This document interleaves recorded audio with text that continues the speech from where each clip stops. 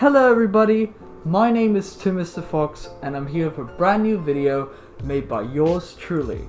So people in this fandom have been asking, how do you make a Fursona, or the character that's supposed to reflect you? Well, I'm here to help. Here's how you could make your Fursona. So you want to make a Fursona, but you just don't know what kind of animal it could be, or what it could be. So how to make your Fursona is basically, for example, if you always thought it would be cool to be, let's say, a cat, then maybe that's your Fursona species. Maybe it's a domestic cat, it could be a tiger, a lion, it could be any of those animals. It could be a hybrid of those animals.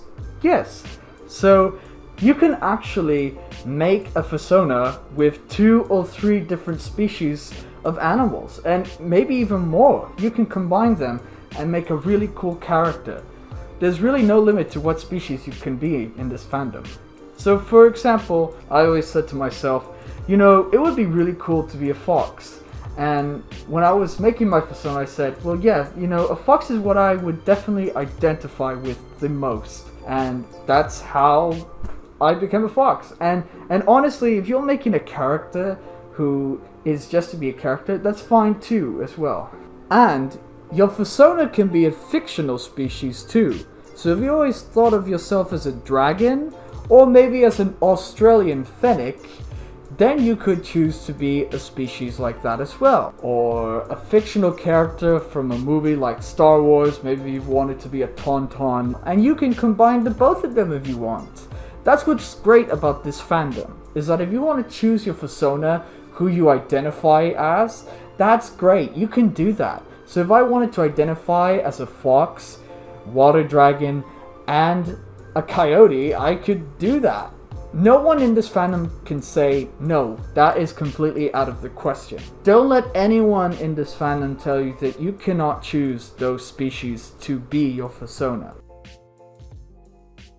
So every character needs to have some kind of trait that really sets them apart and really makes them a genuine person. Now, this is a question of whether or not your Fursona is directly inspired by you as a person. Now let's keep that in mind. Your Fursona can really have a personality that's really unique. So if your Fursona is nice, but they're also naive, that could be a character trait for your character. And it might work really well, actually. The point is, when you're making a Fursona, don't try and make a one-dimensional character. Give them something such as a personality that's dynamic, something that is good and bad. Give them goals, give them something to fight for, give them hobbies, give them something that maybe they like a lot or something that they hate a lot.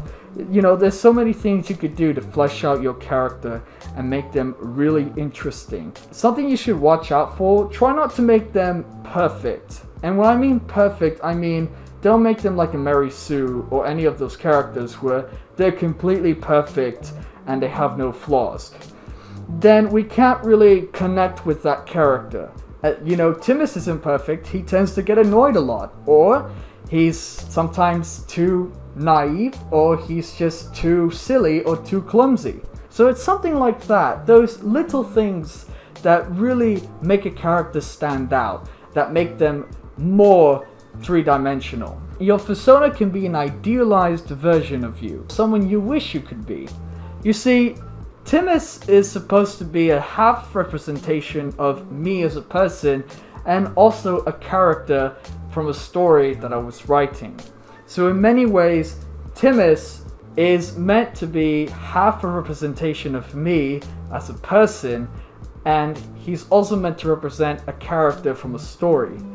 But in many ways, Timus is who I am, if I was an animal. I think that's what's great about having a Fursona, is that you get to connect with these characters, and then you sort of realize later on down the road that they've sort of always been with you, but you've never really realized they were there until you've actually found out they were.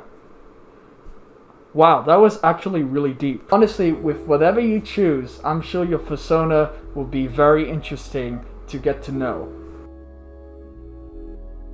Now you know what species your persona is going to be. You know what their personality may be.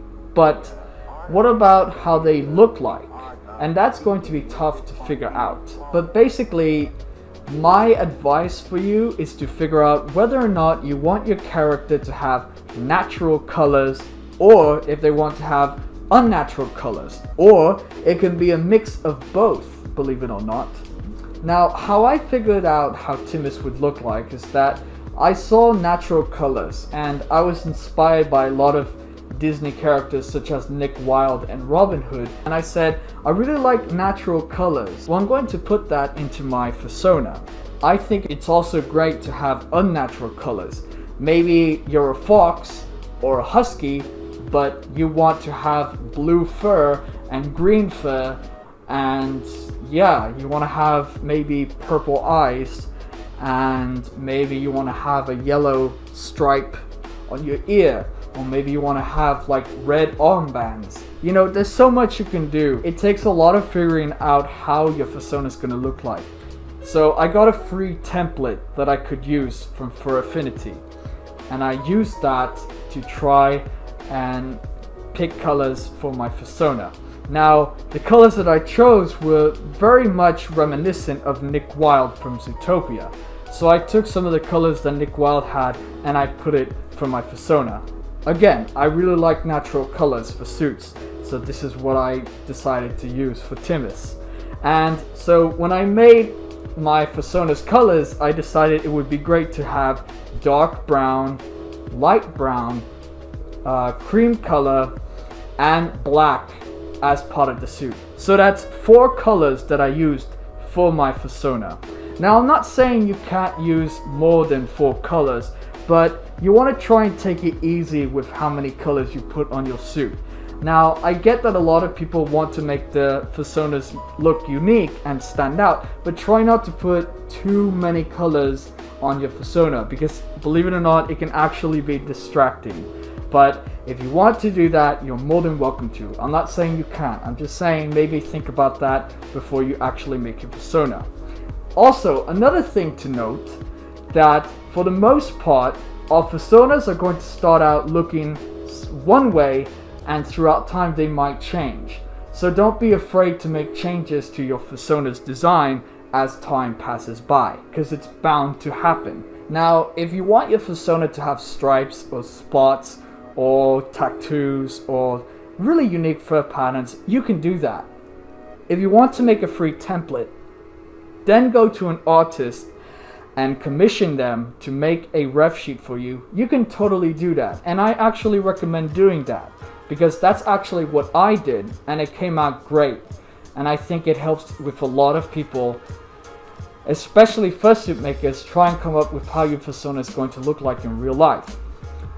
And when you're making your free template, or actually asking for a ref sheet, it wouldn't be unwise to actually put your height in the information, and maybe the age of your character, and maybe also add a few extra info for people to really get to know more about your character. Making a persona is a really long process, and it doesn't always end up the way you want it to. But the point of a persona is meant to represent us. Us, our inner person. And honestly, that's how all personas should or shouldn't be. Maybe your persona is to be a character, but for many furries in this fandom, our personas is who we are, or who we want to be, who we aspire as. And that is great, and I think this is something that we should strive for in the fandom. And every persona that exists is there for a reason. So everyone, I hope you enjoyed this video. My name's Timus the Fox, and I... Not so fast, Timus. It's Timus? Whatever. So, you said earlier about Australian fennecs and how they're not real. Yes. They're not real. Mate, you're looking at one. How'd you get in my house? Forget it. Look, I don't know who you are. The name's Monochrome, and I know you're not real. I know who you really are. Oh yeah, Mr. Smarty Pants, and who is that? You're a... Ah!